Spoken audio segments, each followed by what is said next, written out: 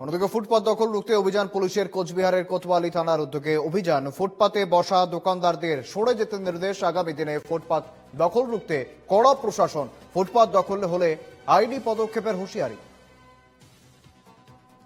ফুটপাত দখল রুখতে অভিযান পুলিশের। কোচবিহারের কোতোয়ালি থানার উদ্যোগে অভিযান। ফুটপাতে বসা দোকানদারদের সরে যেতে নির্দেশ। আগামী দিনে ফুটপাত দখল রুখতে কড়া প্রশাসন। ফুটপাত দখল হলে আইনি পদক্ষেপের হুঁশিয়ারি।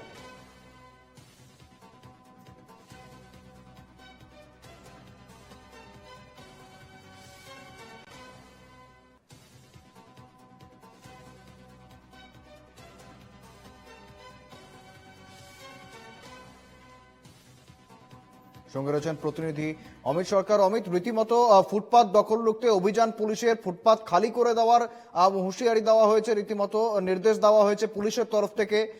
তবে এর পাশাপাশি যেটা প্রশ্ন আসছে, যারা ফুটপাতে রয়েছেন তারা তো সকলেই দিন আনা দিন খাওয়া সাধারণ ব্যবসায়ী, ছোট ব্যবসায়ী। সেক্ষেত্রে প্রশাসনের তরফ থেকে কি কোনো পুনর্বাসনের ব্যবস্থা করা হচ্ছে? বর্তমানে ঠিক কি ছবি রয়েছে?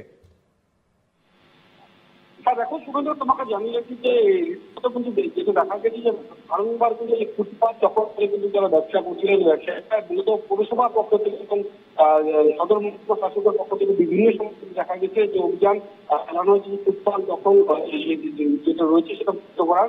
তাদের মধ্যে কিন্তু গতকালকেও দেখা গেল যে পুলিশ প্রশাসনের পক্ষ থেকে কিন্তু ট্রাফিক পুলিশ ও উপজেলা পুলিশের যৌথ উদ্যোগ এই অভিযান চালানো হয়। যে শহরে ফুটপাত দখল করে যারা ব্যবসা করছিলেন বা গ্রিল বা লোহার পাইপ বন্ধে কিন্তু তারা দোকান খুঁজে সেগুলো কিন্তু খুলে দেওয়া হয়েছে।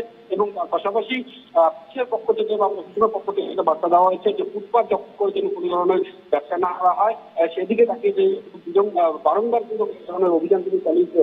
এই বিষয় নিয়ে কিন্তু ফুটপাত দখল নিয়ে যারা ব্যবসায়ী রয়েছে তারা বা বিক্ষোভ প্রদর্শনও করেছিলেন এবং পৌরসভার দ্বারস্থ হয়েছিলেন। এবং তার পাশাপাশি যে রাস্তাঘাটে যান চলাচল এবং যে হারে বাড়ছে দিন দিন, তার পাশাপাশি ফুটপাত দিয়ে যারা যায় সাধারণ মানুষ যারা হেঁটে যায়, সেক্ষেত্রে কিন্তু সেখানে যানজটের একটা পরিস্থিতি সৃষ্টি হয়। সেদিকে নজর করে কিন্তু পুলিশ প্রশাসনের পক্ষ থেকে গতকালকে এই অভিযান এবং আগামী দিনেও কিন্তু এই অভিযান চালাবেন বলে জানা গেছে। এবং ব্যবসায়ী মহল থেকে কিন্তু তারা রয়েছে যারা দখল করে ব্যবসা করছিলেন, তাদের একটা অংশ কিন্তু জানাচ্ছেন যে এই নিয়ে কিন্তু তারা বিক্ষোভে সামিল হবেন। মূলত পৌরসভা থেকে তারা বিভিন্ন সময় কিন্তু তারা ট্যাক্স দেন এবং সেই ক্ষেত্রে যদি তাদের নির্দিষ্ট একটি জায়গা করে দেয় তাহলে কিন্তু তাদের সুবিধা হয়।